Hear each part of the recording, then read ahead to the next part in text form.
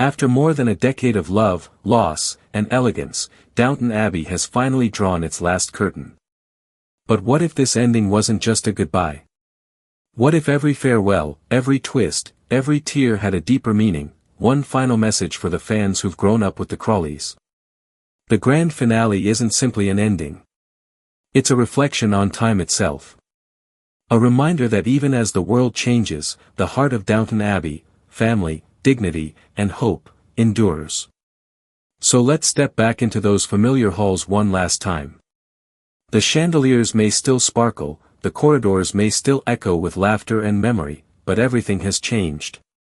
This is the moment where past and future collide, and every character faces their own version of goodbye. A legacy tested. At the heart of it all stands Lady Mary Crawley, the once proud daughter, now a woman shaped by tragedy, duty, and resilience. Her life has never been simple. But in this final chapter, she faces her most defining test yet. Her marriage to Henry Talbot has ended. The divorce casts a long shadow, not only over her reputation but over Downton itself. In a society where appearances mean everything, Mary's independence is both her strength and her curse. She's a single mother now, living in a time that still whispers judgment behind closed doors.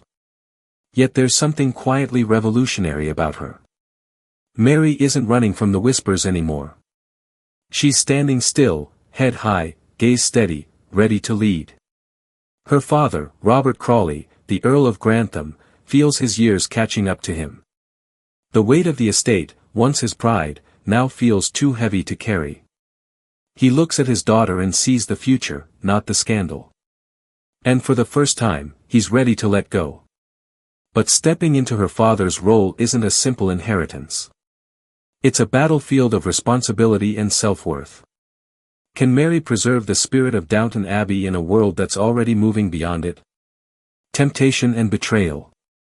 Just as Mary begins to find her footing, a new figure appears, Gus Sambrook, an American businessman with easy charm and dangerous confidence.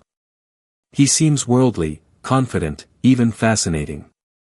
For a moment, he makes Mary believe she can have both freedom and affection without losing herself again. But Downton Abbey has always known the truth, appearances deceive. Gus isn't who he claims to be. He's a con artist, using his charm to edge close to Mary's family and fortune. When the deception unravels, it isn't scandal that defines the moment, it's sisterhood. Lady Edith, once Mary's rival in both love and spirit, steps forward. Years of quiet strength and growth have turned Edith into a woman who no longer hides behind her sister's shadow. She uncovers Gus's deceit and exposes him before the family can fall into ruin. It's not just a moment of justice, it's a mirror of growth. Once, the Crawley sisters tore each other down out of jealousy and pride. Now, they stand side by side, wiser, stronger, bound by the scars they've healed together. Edith doesn't humiliate Mary, she protects her. That's when we see how far both of them have come. The weight of leadership. With the scandal behind her, Mary faces the true inheritance of her name. Robert and Cora Crawley, ready to trade duty for peace, decide to retire to their country retreat at Dower House. It's not a surrender, it's an acknowledgement that their time has passed. For the first time, Downton Abbey belongs entirely to Mary. The halls, the decisions, the legacy, all rest in her hands. And in a world shifting toward modernity, she becomes the very embodiment of its transformation. Her leadership is not defined by power, but by understanding. The household staff, the community, even her father, everyone begins to see that she's not just maintaining Downton, she's redefining it. And in quiet, unspoken ways, Mary learns to forgive herself. The weight of expectation turns into the lightness of purpose. Her journey is no longer about being perfect, it's about being true. Ghosts of the past. As the story nears its emotional peak, Mary takes a final walk through Downton's grand halls.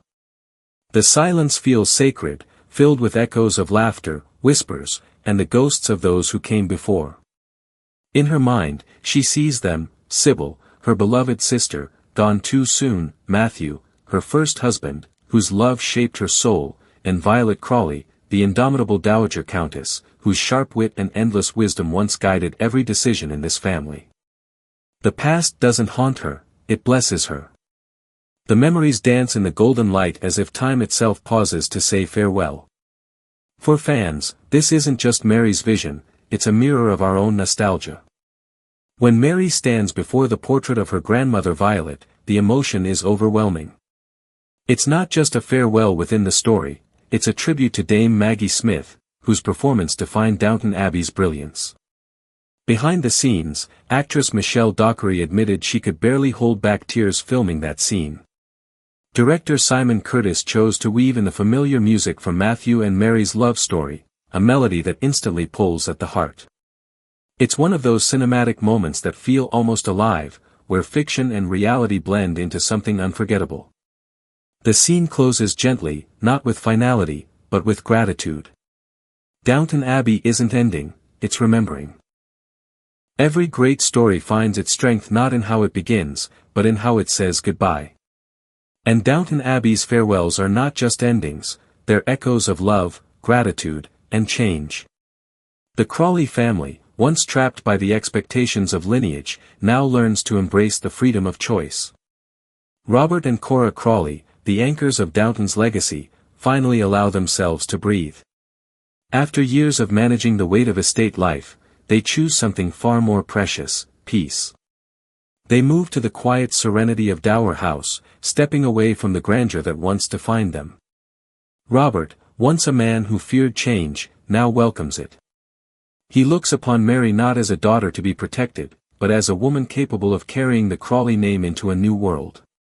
Their final scenes together are filled with warmth rather than sadness. It's not a retirement, it's a passing of the torch. Cora smiles, Robert sighs, and together, they step into the next chapter of their lives, side by side, free of duty and burden. The redemption of Edith. Few characters in Downton Abbey have walked a road as winding as Lady Edith's. For so long, she was the forgotten sister, the one overshadowed by Mary's poise and charm. But by the time the final curtain falls, Edith has become a woman defined not by comparison, but by her own courage. Now married to Bertie Pelham, she is not only secure in love but also thriving as the editor of her own newspaper. She wields influence and intellect in equal measure, a rare feat for women of her time. And yet, her greatest victory isn't professional, it's personal. Her reconciliation with Mary transforms everything. Once rivals, now sisters in every sense of the word, their bond feels real, lived in, earned. Edith's compassion during Mary's scandal, her strength in protecting her, shows how deeply she has evolved. There's something poetic in it, two women who spent years wounding each other now heal together. When Edith tells Mary that she finally feels seen, it's a quiet triumph that resonates far beyond Downton's walls. Edith no longer seeks validation from anyone, not her family, not society, not even history. She is enough. And that truth, spoken through her actions rather than words, is one of the finale's most fulfilling moments. Wisdom that never leaves. While time moves forward, some presences never truly fade. Isabel Grey, Lady Merton, remains a quiet force of stability. Her compassion, practicality, and humor continue to anchor those around her. She represents the wisdom that bridges generations, the reminder that change can come gently, without uprooting grace. And then there's Tom Branson. Once the radical chauffeur who scandalized the Crawleys by marrying into the family, Tom's journey has always embodied progress. Now remarried to Lucy, he lives away from Downton with his children, but his loyalty remains unshakable. He returns often, not as an outsider, but as one of them, a living testament to how the Crawleys learned to adapt. His friendship with Mary endures, his belief in the estate never fades, and his warmth serves as a reminder that family can be chosen as much as it's inherited. Through Tom, Downton Abbey acknowledges the world beyond its gates. The old walls no longer hold the same power they once did. Change is not a threat here, it's a promise. The beating heart below stares. Of course, Downton Abbey would be incomplete without its loyal staff, the ones who gave the grand house its soul. The finale treats each of them with the dignity they've always deserved. Mr. Carson, the butler whose posture once carried centuries of tradition, finally accepts what he's long resisted: retirement. The years have caught up with him, and though it's painful, he lets go with grace. His wife, Mrs. Hughes, remains at Downton, ensuring that every detail continues to shine. Her steadiness is a quiet assurance that though faces may change, devotion endures. In the kitchen, Mrs. Patmore prepares to step down as well.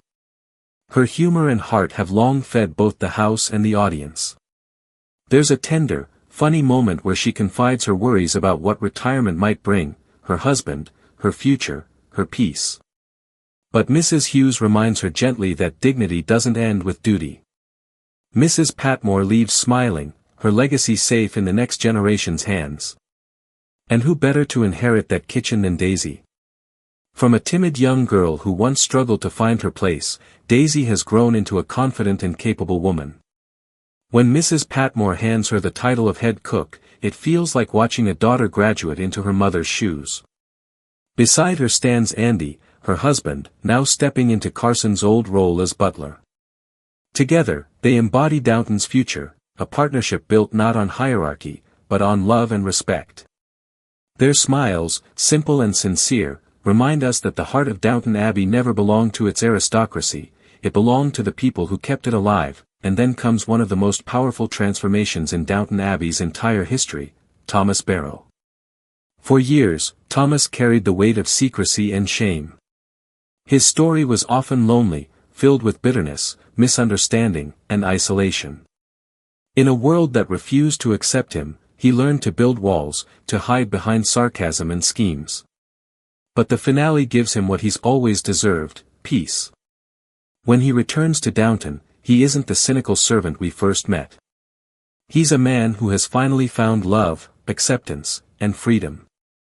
By his side is Guy Dexter, the charming and successful actor who not only employs Thomas but truly sees him.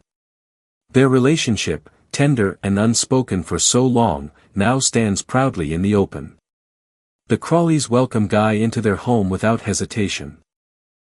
And Lady Mary, who once regarded Thomas with suspicion, now says something that defines the moment. She tells him that he belongs upstairs with the family, not hidden below as a servant. For the first time, Thomas isn't just tolerated, he's embraced. It's one of the most progressive and emotional turns the show has ever delivered. Thomas's journey closes not in tragedy, but in triumph.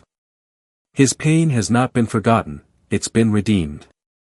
The lives that continue. Even the minor characters, the ones who filled Downton's corridors with laughter and life, receive their due goodbyes. Mr. Molesley, once the awkward teacher-turned-footman, finds his peace at last.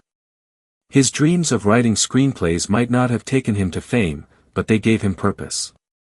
He learns that happiness doesn't have to mean ambition.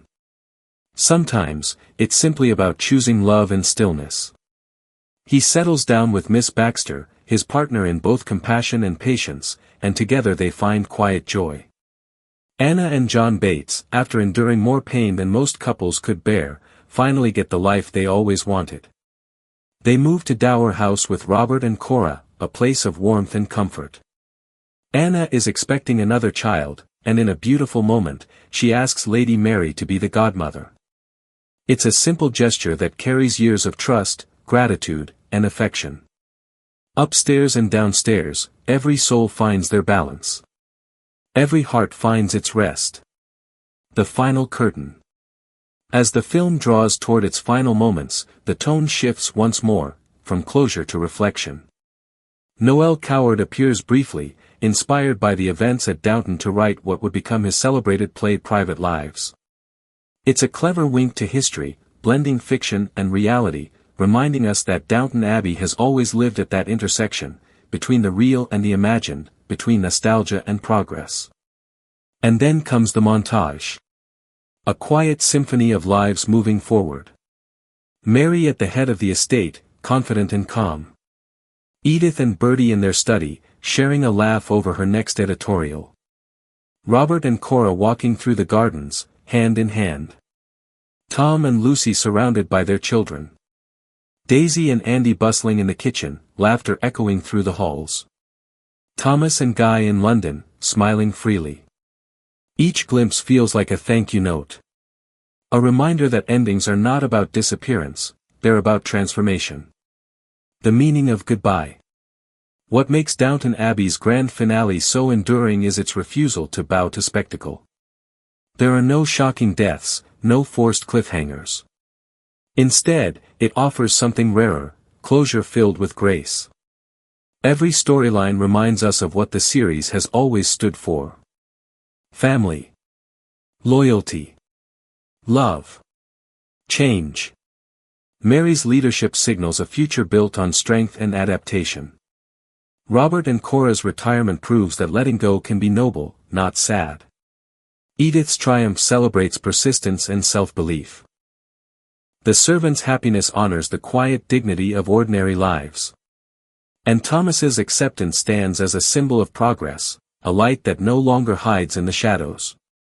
In the end, Downton Abbey closes its doors not with sorrow, but with serenity.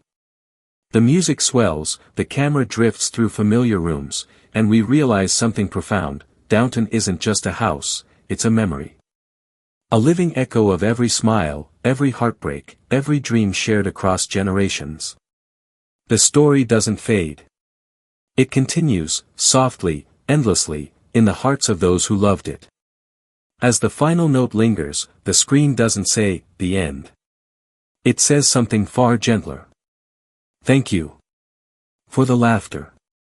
For the tears. For the journey through time and grace. For Downton Abbey.